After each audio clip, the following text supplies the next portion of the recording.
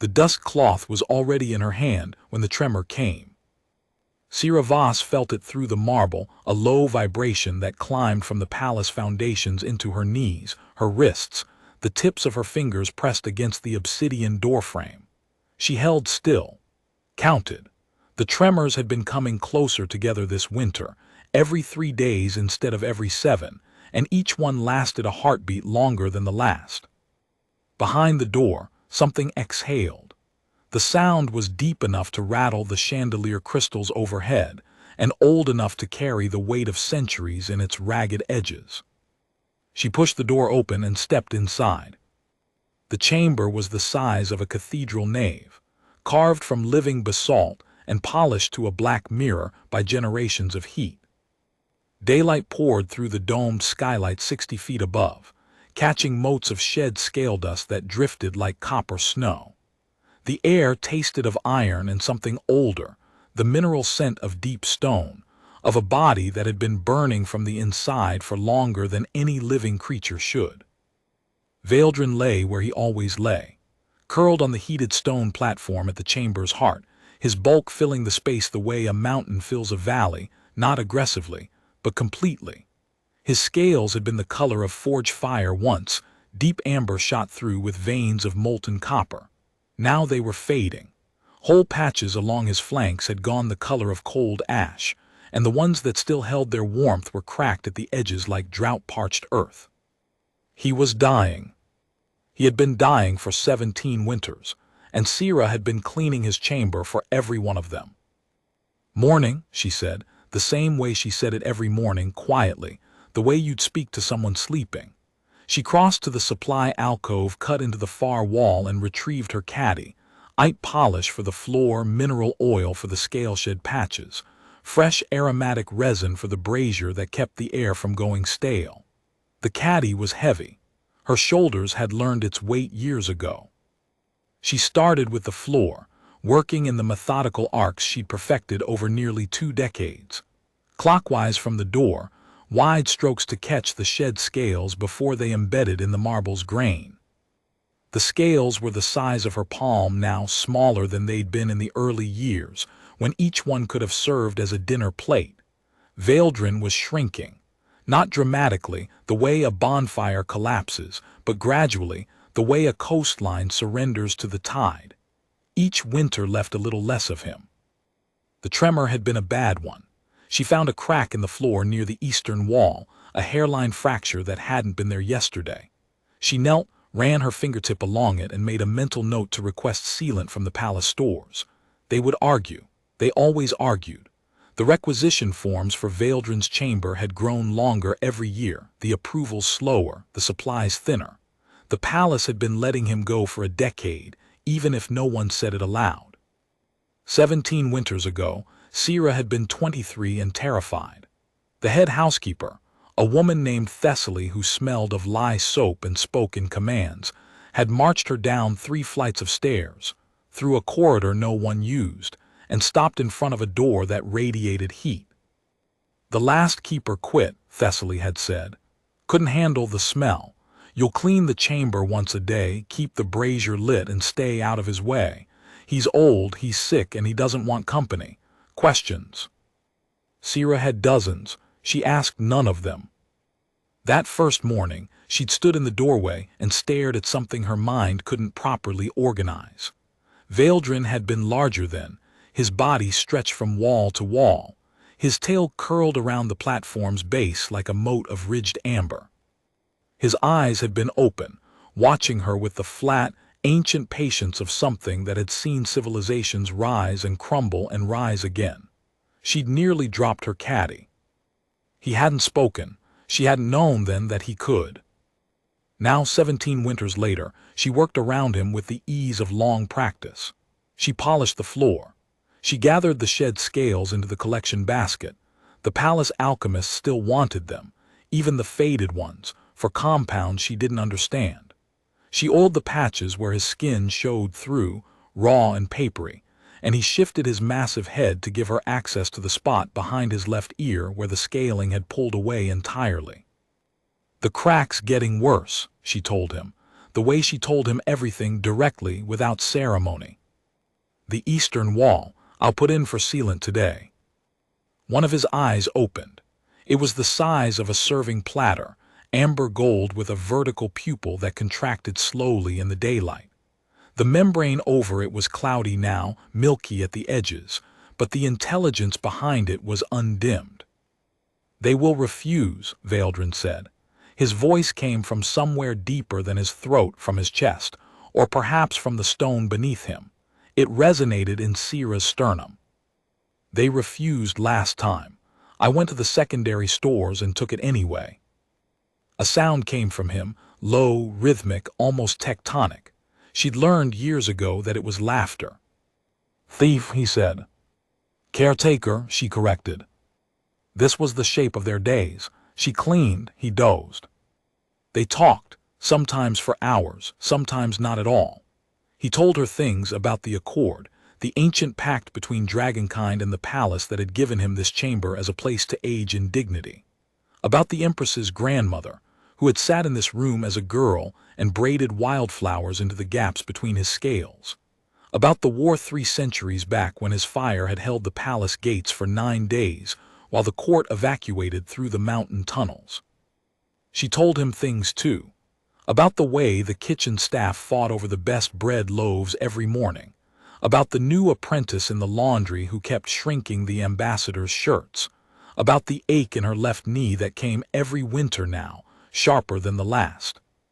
He listened the way mountains listen, vast, patient, absolute. But the tremors were getting worse, and the fading was accelerating. She could see it in the daily shed count, more scales, thinner, paler. She could feel it in the way his breathing had changed, the exhales coming slower, each one carrying a faint undertone she'd never heard before. A keening. So quiet it lived below the threshold of conscious hearing, felt rather than heard, like grief pressed into sound. She knew what it meant. She'd known for 3 winters, maybe 4. She'd simply chosen not to say it aloud because saying it would make it a conversation, and a conversation would require an ending, and she was not ready for endings. Not yet. The dual rhythm of Sierra's life had settled into something she rarely examined. Mornings belonged to the chamber. Afternoons belonged to the upper floors, the ambassadorial suites, the state dining hall, the Empress's private gallery where the portraits of 7 generations watched from gilt frames with eyes that followed you across the room. She was good at her work. Efficient, thorough, invisible. The palace ran on invisible people, and Sierra had made peace with that years ago. But the upper floors had started to notice her absences. "You spend too long down there." This from Corin, the current head of household staff, a lean man with a perpetual squint who counted minutes the way misers count coins. "The South Wing needs deep cleaning before the solstice delegation arrives. I can't have you disappearing into that basement every morning." "It's not a basement, it's a treaty chamber." "It's a room with a dying animal in it, Sierra. The Accord is 300 years old. Nobody enforces it anymore." She'd held his gaze until he looked away. He always looked away first. Not because she was intimidating, she was a 40-year-old housekeeper with a bad knee and calloused hands, but because something in her stillness unsettled him. The patience of it, the wait. "I'll have the South Wing done by evening," she said, and she did. But Corin's words had landed where he'd aimed them. The Accord, 300 years old. An agreement between the first Empress and the dragon flights that had given Veldrin sanctuary in the palace's deepest chamber. A warm, safe place to age, attended by a keeper, honored until his fire went out. In exchange, his presence anchored the palace wards, the deep stone resonance that kept the foundation stable, that held the thermal vents in check, that made the mountain itself a living shelter instead of a geological threat. Nobody enforced it anymore, because nobody understood it anymore. The court scholars had moved on to newer treaties, newer alliances. The alchemists wanted Veldrin's scales but not his company. The Empress, the current one, the 7th of her line, had never visited the chamber, not once in her 12-year reign. Veldrin didn't mention it. He never mentioned it, but Sira had learned to read him the way she read the cracks in the floor, by what was absent, by what should have been there and wasn't. And the absence of the Empress was a crack that ran deeper than stone. The memories surfaced without warning, the way they always did, pulled up by a smell, a sound, a particular quality of light. 7 winters in, she'd been oiling the scale patches on his neck, working in small circles with a rag that had gone dark with mineral oil when he'd spoken for the first time. Not a rumble, not a vibration, words. Shaped, deliberate, and so unexpected that she'd stumbled backward and knocked the oil caddy off the ledge. "You are careful," he'd said, that was all. 2 words spoken in a voice like tectonic plates shifting. She'd stood there with oil soaking into her apron, heart hammering, staring at an eye the color of liquid amber. "You can talk," she'd managed. "I can do many things, most of them poorly now." A pause. The clouded membrane had slid across his eye and back. "But I can still talk for a while longer." She'd picked up the caddy, wiped her hands, gone back to oiling the scales. "You're not afraid," he'd observed. "I've been cleaning your chamber for 7 years. If you wanted to eat me, you'd have done it already." That tectonic laughter again. The first time she'd heard it. The first time she'd understood that the enormous dying thing in the dark was not just an obligation or a curiosity or a relic. He was a person. Ancient, alien, fading, but a person. After that they talked. The present reasserted itself with a crack. A real one, not in the floor this time, but in the wall above the eastern archway. Sira looked up and saw a line running from the keystone to the ceiling, thin as a hair but unmistakable. Dust sifted down from it in a slow thread. Veldrin had seen it too. His head lifted, barely, the effort visible in the strain of tendons beneath his thinning scales. "The wards," he said. Sira set down her polished rag. "What about them?" "They are failing, as I am." His eye found hers. "The resonance that holds this mountain steady comes from me, Sira, from the fire in my bones, and the fire is nearly spent." She'd known this. She'd known it the way you know a storm is coming by the pressure in the air, without needing anyone to tell you. But hearing it spoken, hearing it made real in that deep, careful voice, was something different entirely. "How long?" she asked. "This winter, perhaps less." The words hung in the chamber like the scale dust in the skylight beams. Sira's hands were still. Her jaw was tight. She breathed through it once, twice, the way she'd breathed through every hard thing in her life. The death of her mother when she was 19. The slow erosion of friendships that came with spending every morning in a basement chamber that no one else would enter. The quiet, accumulating weight of being the only person who cared about something the world had decided to forget. "Then we'd better fix that crack," she said. She went for the sealant herself, didn't bother with the requisition form.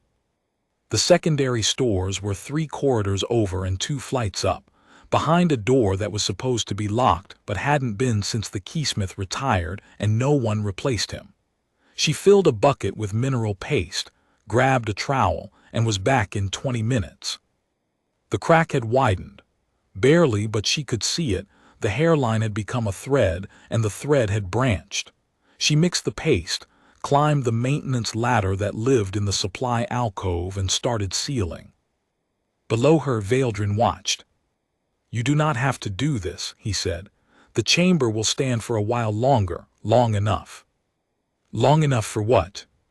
He didn't answer. She kept sealing. The paste dried fast in the chamber's heat. She smoothed it with the flat of the trowel, pressing it into the grain of the stone until the crack was invisible. Then she climbed down, washed her hands in the basin, and sat on the floor beside his platform. They were quiet for a long time. 17 winters, he said finally. 17 winters. You were young when you came here. I was terrified when I came here. She rubbed her knee. The ache was worse today. The cold always made it worse, even in a chamber this warm. I thought you were going to eat me. I considered it. She looked at him. His eye was half closed, the clouded membrane giving him a drowsy look, but the corner of his mouth, if you could call it a mouth, that vast curve of scaled jaw was tilted upward, the dragon equivalent of a smirk. "You did not," she said. "I did not," he agreed. "You smelled of lye soap. I have standards." She laughed. It echoed off the basalt walls and came back to her changed, warmed, softened by the chamber's acoustics into something almost musical. Veldrin's eye closed fully, and the keening, that subaudible grief note, faded, just for a moment, into something lighter.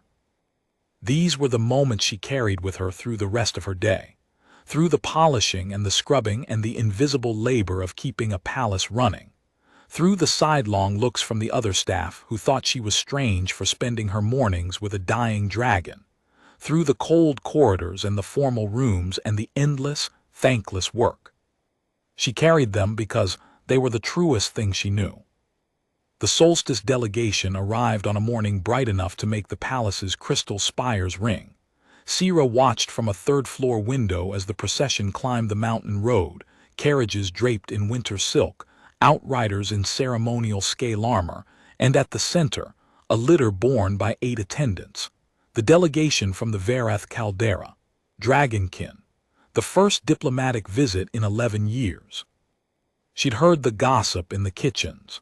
The Varathi were coming to discuss trade routes, mineral rights, the usual diplomatic machinery. But the whisper beneath the official story was different.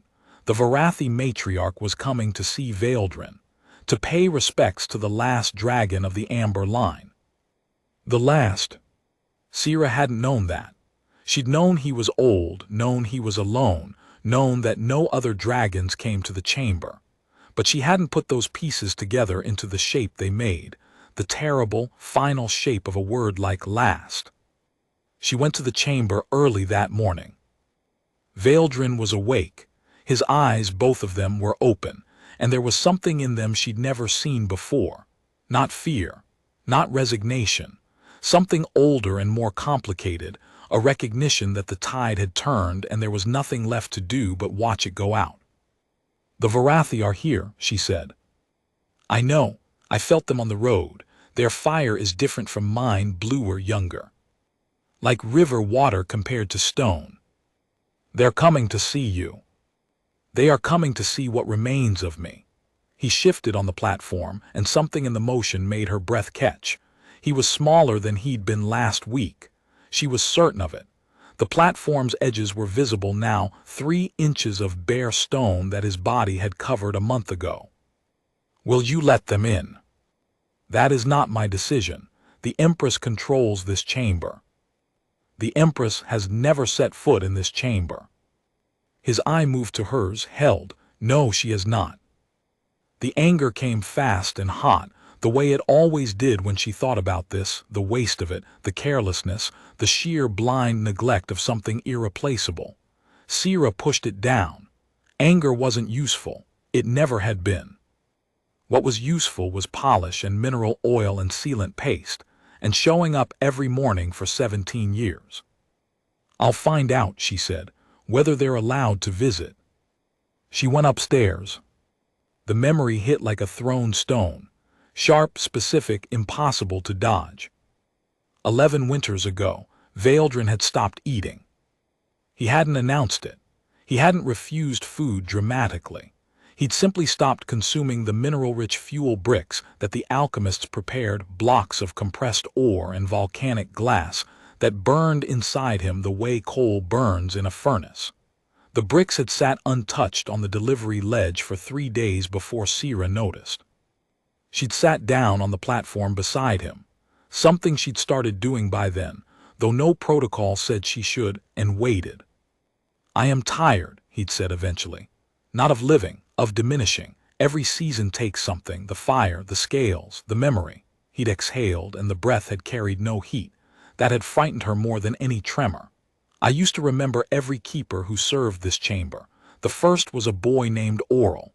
He was 11 years old, and he polished my scales with goat fat because no one told him what to use.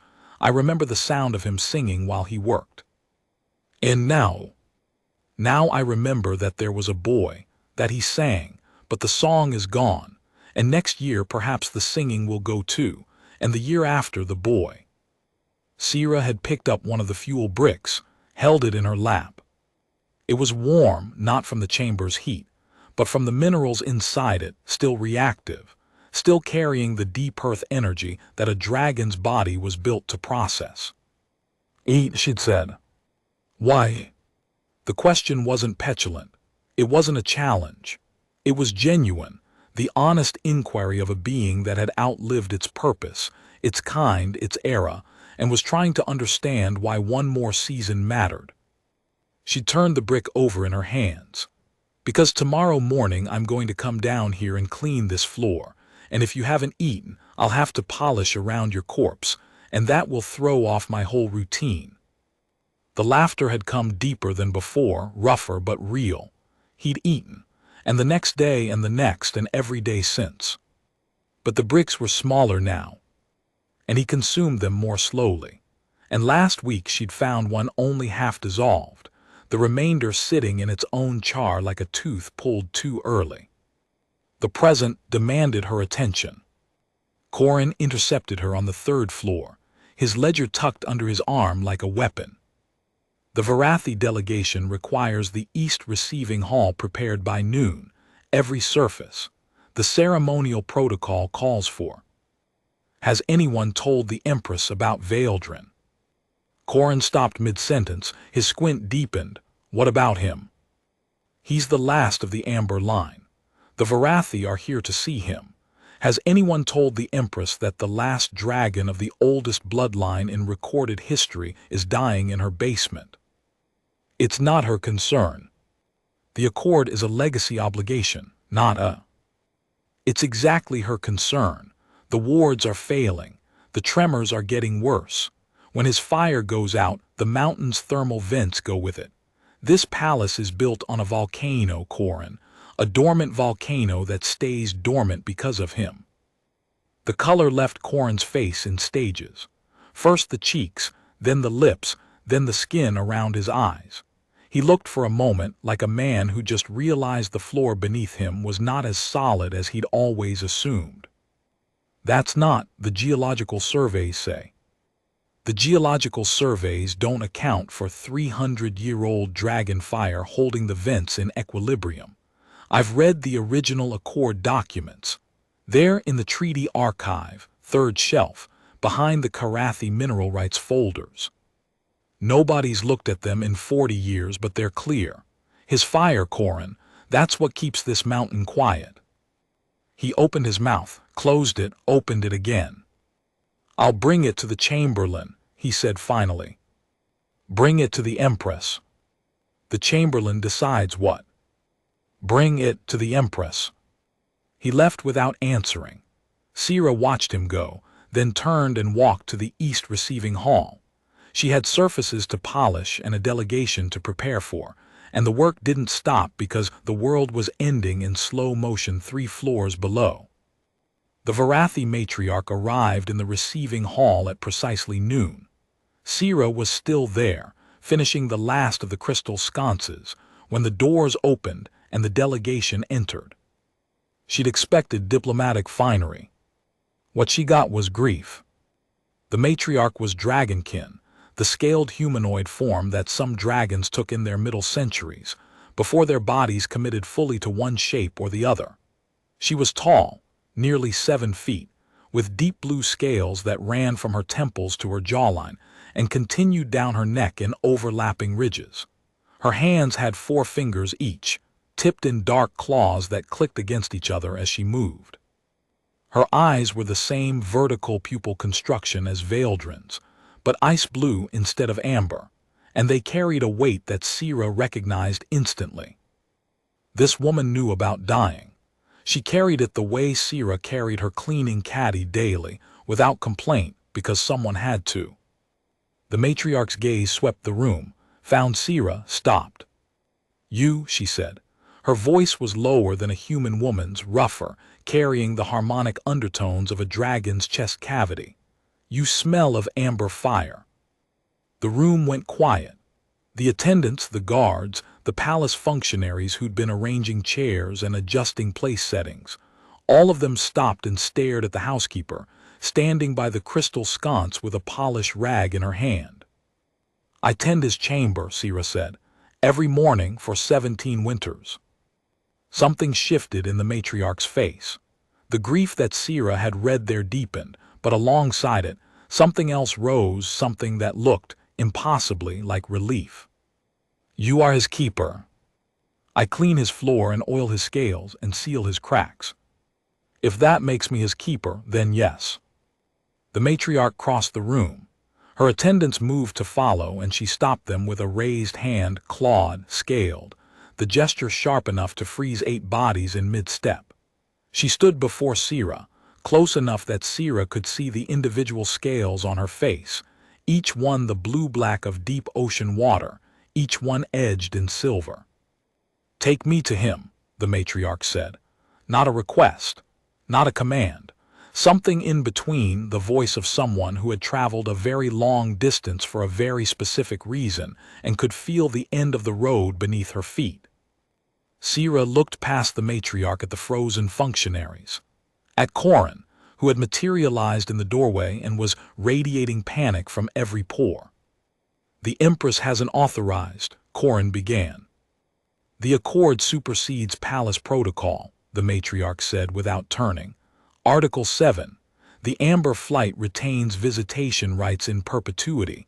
You may consult your own treaty archive, 3rd shelf, behind the Karathi mineral rights folders." She'd been told. Sira's words, carried up through Corin, had reached the matriarch's delegation before they'd even left their carriages. The housekeeper and the dragonkin leader shared a look that needed no translation. Sira set down her polished rag. "Follow me," she said. The walk to the chamber took 3 minutes. Sira led the matriarch through the corridor that no one used, down 3 flights of stairs, to the door that radiated heat. She opened it without knocking. She never knocked. After 17 years, the chamber was more hers than any room in the palace, and stepped inside. The matriarch followed and stopped. Veldrin had lifted his head. In the daylight from the dome, his fading scales caught what remained of their amber warmth, and for a moment, just a moment, he looked the way he must have looked 100 years ago. Vast, dignified, ancient beyond counting. The matriarch made a sound. Low, keening, harmonic. A sound that Sira realized she'd been hearing in miniature for years.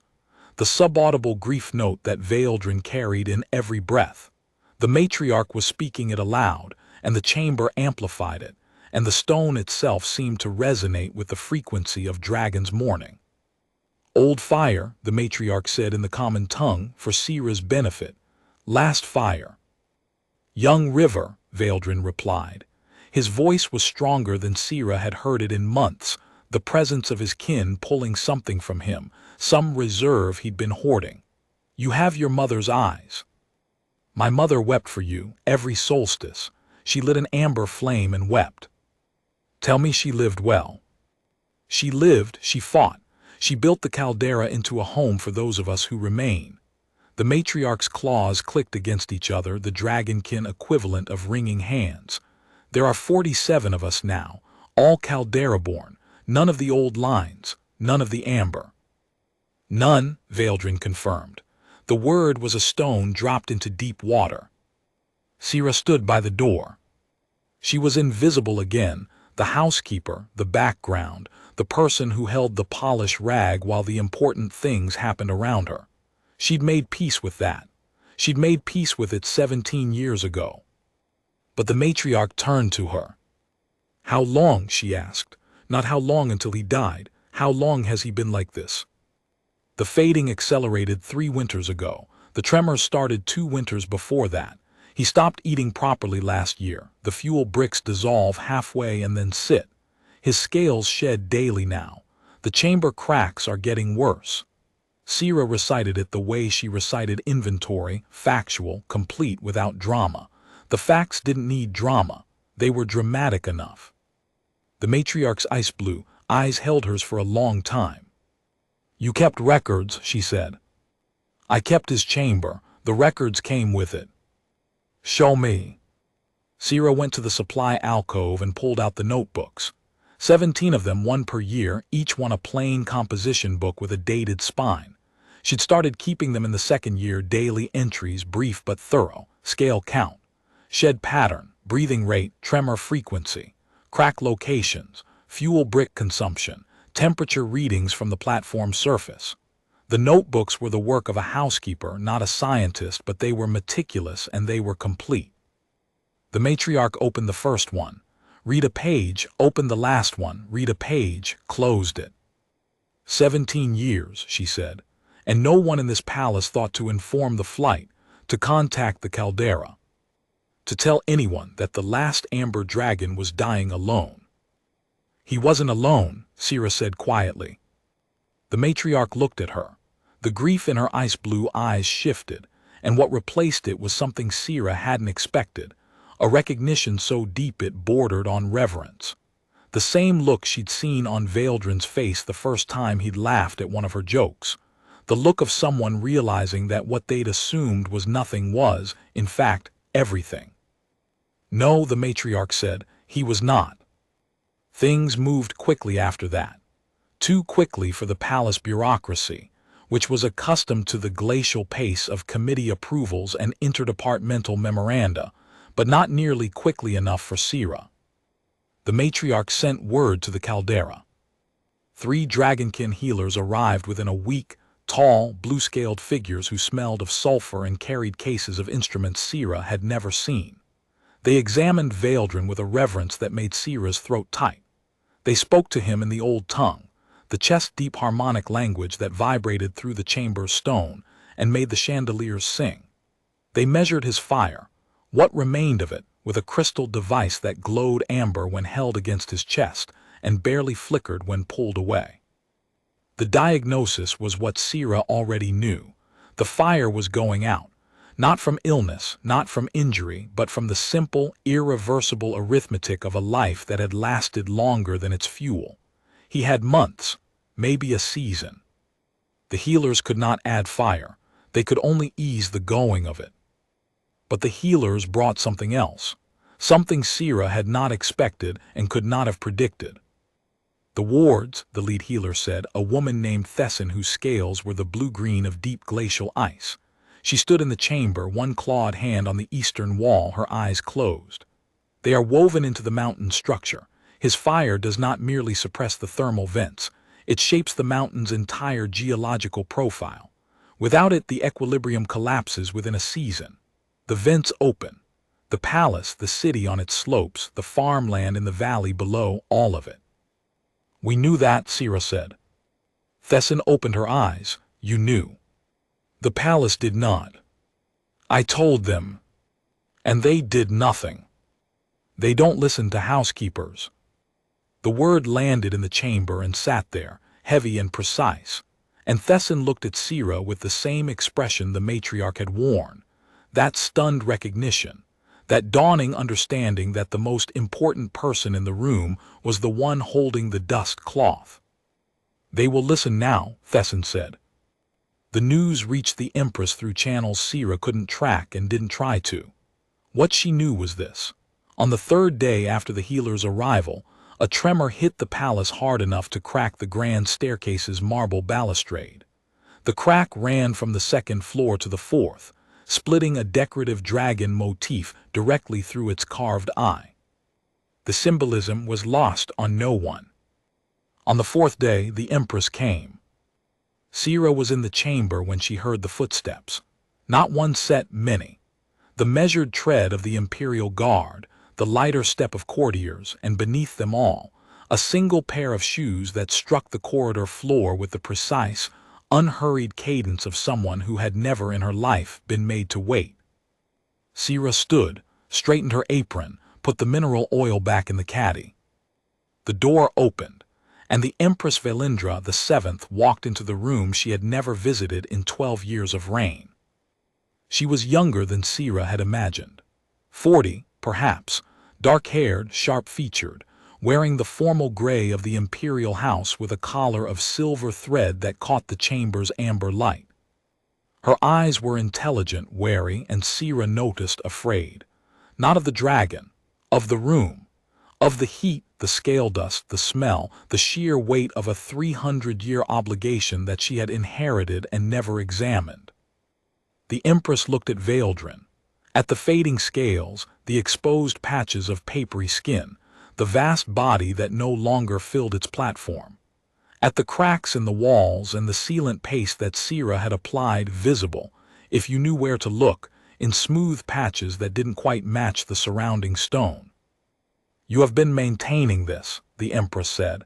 She was not speaking to Veldrin, she was speaking to Sira. "Yes, Your Majesty." "For how long?" 17 winters. "On whose authority?" "The Accords, Article 3. The Amber Flight shall be attended in dignity for as long as fire endures. I have the original document in the treaty archive if you'd like to see it." The Empress's gaze moved from Sira to Veldrin and back. "You've read the Accord."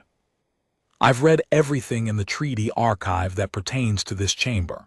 The Accord, the maintenance protocols, the geological survey amendments, the Keeper's guidelines from the Second and Fourth Empresses.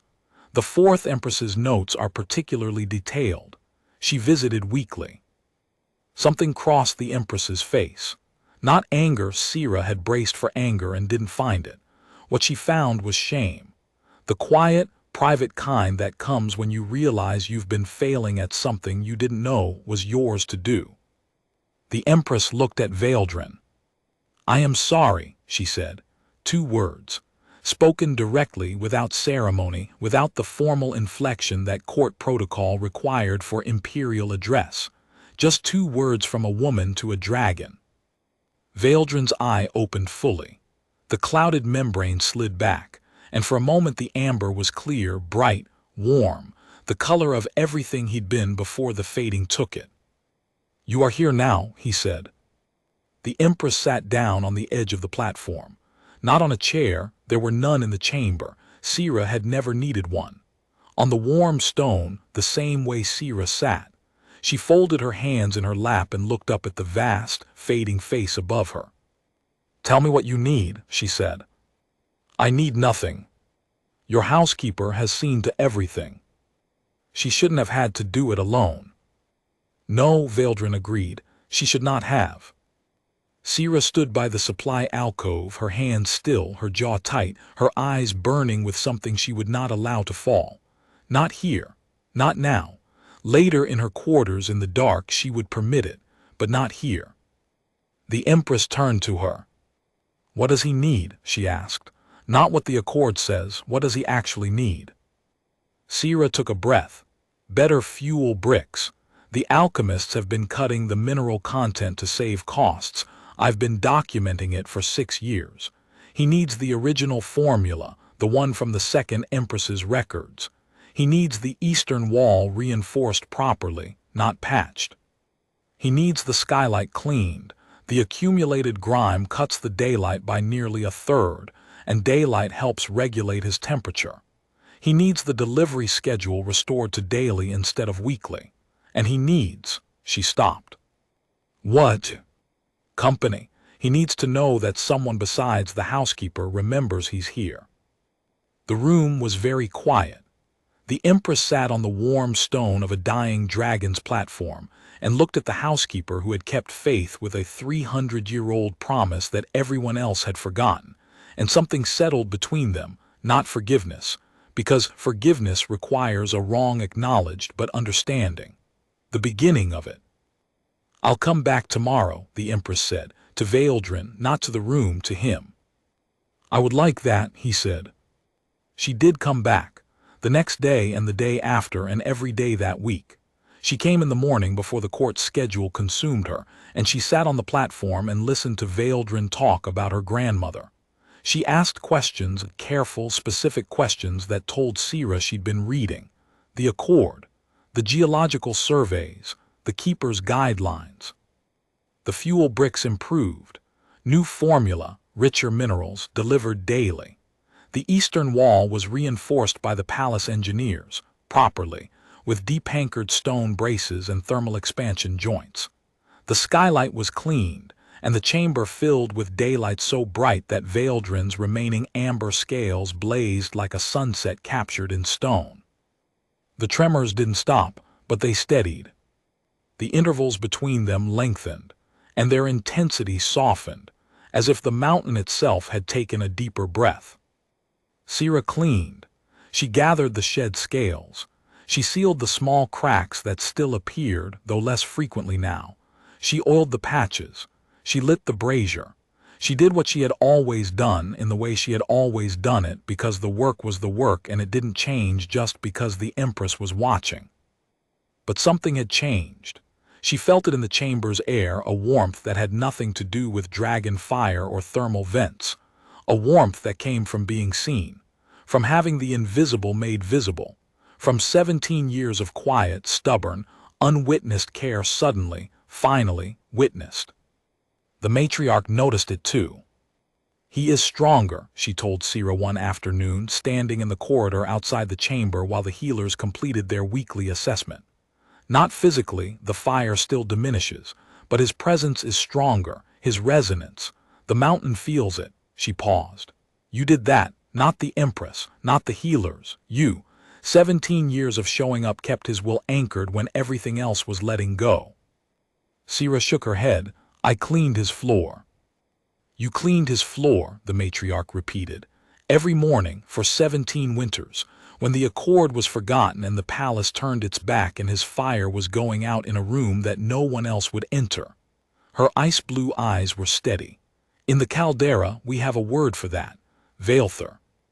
It means the fire that is not fire, the warmth that comes from being tended, the heat that no mineral can provide." "I don't know your language." "You don't need to. You've been speaking it for 17 years. The end came on a morning in late winter, when the daylight through the dome was the color of pale gold, and the air in the chamber smelled of warm stone and fading fire. Sira knew before she opened the door. She'd known for 3 days, the way you know a season is turning, by the quality of the light, by the weight of the air, by the way the familiar becomes suddenly, achingly precious. The tremors had stopped entirely, not because the mountain was stable, but because Veldrin's resonance had dropped below the threshold that held the thermal vents in check. The palace engineers had installed emergency stabilizers, crude mechanical devices that hummed and rattled in the lower corridors, but they were stopgaps. Everyone knew that. The mountain was waking up slowly, like a sleeper stirring toward consciousness, and when it fully woke, the palace would have to reckon with 3 centuries of geological debt. But that was tomorrow's problem. This morning's problem was the door and the silence behind it. She pushed it open. Veldrin lay on the platform, smaller than she'd ever seen him. His body had contracted in the night, the way a fire contracts as its fuel runs down, pulling inward, concentrating what little heat remains into a tighter and tighter core. His scales were almost entirely gray now, the amber reduced to scattered patches on his chest and the crown of his head like embers in a bed of ash. His breathing was slow, too slow. Each exhale took a full minute, and the pauses between them stretched long enough that Sira found herself counting, her chest tight, waiting. She set down her caddy, sat on the platform. Not beside him, she'd always sat beside him, but close to his head, where his eye could find her without moving. "Morning," she said. His eye opened.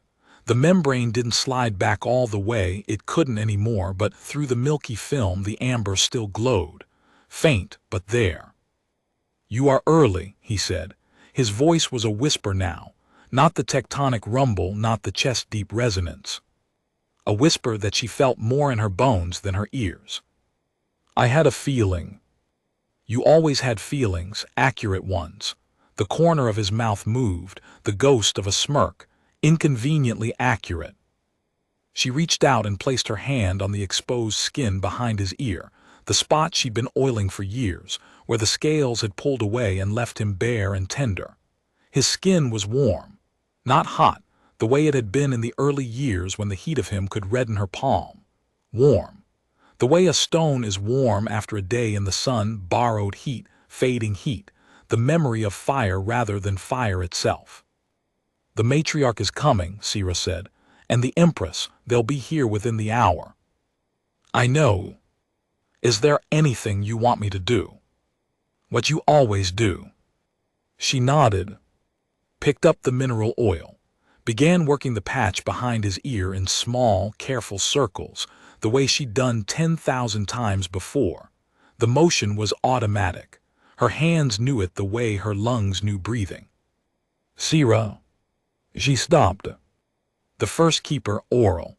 I told you I was losing him, the boy who polished my scales with goat fat. I remember. I found him again last night. He was singing. A harvest song. I think the words are still gone, but the melody is there, and his face. Valdrin's eye was bright, brighter than it had been in months.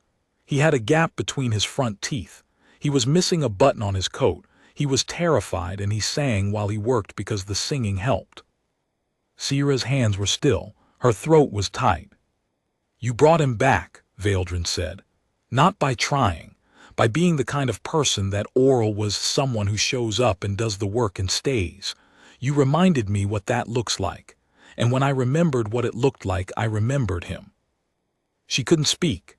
She pressed her hand flat against the warm skin behind his ear and held it there, and felt the slow pulse beneath her palm, the last of the deep fire rhythm, the heartbeat of a creature older than the palace, older than the dynasty, older than the mountain's memory. You were the best keeper I ever had, he said, and I have had many. You were the worst roommate I ever had, she said. Her voice was rough, and I've had some bad ones. The laughter came, barely audible. A vibration in the stone beneath her, in the air around her, in the marrow of her bones. The chamber's basalt walls amplified it one last time, and the chandelier crystals rang with it, a soft chiming that filled the space the way sunlight fills a room, completely, gently, without force. The matriarch arrived first, then the Empress. Then, one by one, the healers, the courtiers, the palace staff who had heard through the invisible network that runs through every household, the whisper chain of kitchen workers and laundry maids and porters who knew everything that happened in the palace long before the official channels caught up. The chamber filled. Not crowded, it was too large for that, but populated in a way it hadn't been in centuries. People stood along the walls, in the alcoves, on the steps of the maintenance ladder. They stood quietly, without ceremony, without protocol, in the presence of something that required no formality because it was already, fundamentally, formal, the oldest kind of formal, the kind that exists between a life and its witnesses. Valdrin's breathing slowed further. The amber patches on his chest pulsed with each exhale, dimmer, dimmer, the intervals stretching. The chamber's temperature dropped by degrees, and the people in it drew closer to each other without thinking about it, the way living things do when warmth is leaving. Sira sat where she'd sat for 17 winters, her hand on his skin, her caddy on the floor beside her, untouched for the first time in nearly 2 decades. The mountain, the Empress said quietly, standing near the platform, not asking, stating. The understanding in her voice was real and hard-won. The caldera will send a flight, the matriarch said. Her voice was steady, but her claws clicked against each other in the rhythm Sira recognized, grief uncontainable. Young dragons. They cannot replace the amber fire, that line is ended, but they can lay new wards, different ones, bluer, younger. She paused. It will take time, the transition will not be seamless. We'll manage, the Empress said. We managed before the accord, we'll learn to manage again. You won't have to manage alone, the matriarch said. The caldera stands with this mountain. That was the accord's intent. Not one dragon holding everything in place. A partnership. Renewed. Sira heard all of this, filed it away the way she filed away crack locations and shed counts and fuel brick consumption rates. Important, necessary, not the point. The point was the pulse beneath her hand, growing slower. The point was the eye that found hers and held, amber through the milky film, steady and clear and full of something that had no word in the common tongue, but that the matriarch had called Veilther, the fire that is not fire, the warmth that comes from being tended. "Sira," Veldrin said, his voice was barely a breath, "don't stop cleaning." She shook her head. "I'm not going anywhere." "No, I mean after this chamber. The new wards will need a keeper, someone who knows the stone, someone who shows up, the ghost of the smirk. Someone who steals sealant from the secondary stores." She pressed her hand harder against his skin. The pulse beneath it was a thread, a filament, a single note held at the edge of silence. "The song," he whispered, "Oral's song, I hear it now, all of it." His eye closed. The amber patches on his chest pulsed once more, a warm, steady glow that filled the chamber like sunrise, and then dimmed, and then went out. The silence that followed was not empty. It was full of the 17 years of mornings, of polish and mineral oil and sealant paste, of tectonic laughter and quiet conversation, and the slow, stubborn patience of a woman who showed up every day because someone had to, and she had decided it would be her. Sira sat on the warm stone, still warm, the heat fading now but not gone, not yet, and kept her hand where it was. She would move when she was ready. She would clean the chamber one more time. She would gather the last of the shed scales and deliver them to the alchemists and note the final readings in her notebook, because the work was the work and it didn't end just because the reason for it had changed shape. The Empress was crying, quietly without performance, the tears running down her face and dropping onto the stone. The matriarch stood with her hands clasped, her ice-blue eyes bright, her keening carried in a harmonic so low it was felt in the chest rather than heard. But it was Corin who surprised her. The head of household staff, the man who counted minutes, stood in the chamber doorway with his ledger still tucked under his arm, and his face working through an expression Sira had never seen on him, something raw and unguarded and fundamentally human. "I'll get the sealant," he said, "for the eastern wall, the good kind from the primary stores." Sira almost laughed. Almost. The sound caught in her throat and came out as something else. A breath, a release, the exhalation you make when a weight you've carried so long you forgot it was there finally shifts enough to let you straighten. "Thank you, Corin," she said. The matriarch crossed to Sira and placed her clawed hand on Sira's shoulder. The weight of it was substantial dragonkin bone and scale and muscle, but the touch was gentle, careful, the way you touch something fragile and important. "The Caldera wishes to honor you," she said, formally, in the old way. Sira looked up at her. "I don't need honoring." "No, you don't. That's precisely why it matters." The matriarch's ice-blue eyes were steady. "In 300 years of the Accord, 41 keepers have served this chamber. We know their names, everyone. Oral was the first. You are the last. And you are the only one who served without being asked, without being paid a keeper's wage, without even being told that what you were doing had a name." "I was paid a housekeeper's wage." "You were paid to clean floors. What you did was keep a fire alive." "There is a difference." Sira's hand was still on Veldrin's cooling skin.